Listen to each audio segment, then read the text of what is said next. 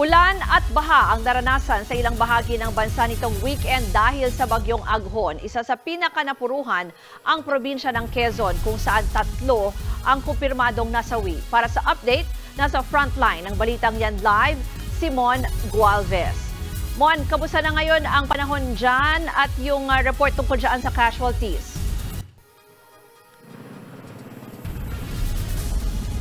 Ruth, awa ng Diyos, tumigil na kahit papano yung ulan dito sa area, sa malaking bahagi naman ng Mauban, Quezon kung saan tayo naroroon na isa sa pinaka-badly hit ng bagyong Aghon. Nakatakda nga rin ipatupad o magdeklara ng state of calamity sa buong probinsya ng Quezon. Ang probinsya dahil nga sa epekto ng bagyong Aghon, 3 nga ang kumpirmadong nasawi habang samot-saring pinsala ang iniwan ng bagyo sa probinsya. Kanya-kanyang linis pa nga yung mga residente ng Barangay Luwal Barrio sa bayan ng Mauban ng abutan ng News 5 ngayong araw. Umabot daw kasi na ikalawang palapag ng mga bahayang tubig o mahigit 12 talampakang taas. Kaya ang mga residente, bukod sa pag-alis sa tubig at putik na pumasok sa kanilang mga bahay, pinipilit pang maayos yung ilang gamit na mga pakinabangan pa.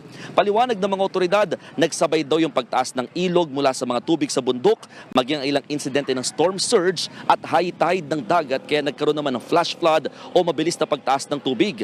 Aminadong lokal na pamahalaan na bulaga sila sa naging epekto ng bagyo.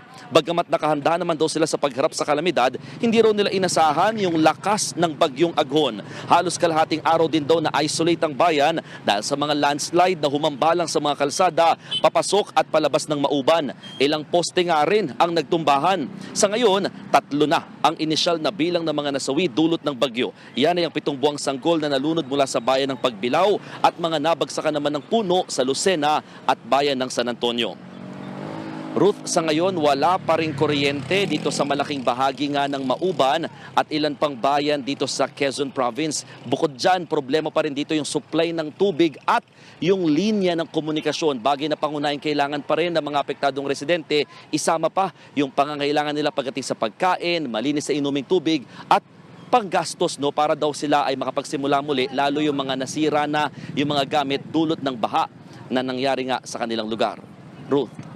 Mon, nakita ko nga dyan na medyo maayos na kahit papano cloudy yung panahon dyan. Pero may mga naiwan pa ba na mga evacuees? May binanggit ka rin kasi na may mga nasirang bahay .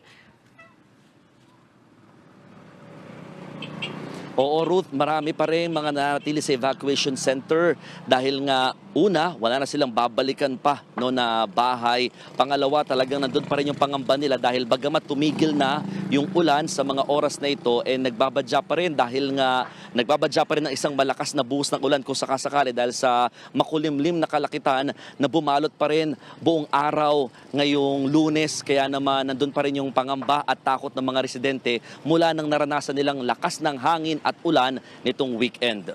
Ruth. Maraming salamat, Mon Gualvez. Mga kapatid, ako po si Ruth Cabal. Maging maalam at may pakialam sa mga may init at rumaratsadang balita sa Frontline Express. Para maging updated sa balitaan, mag-subscribe lang sa social media pages ng News 5.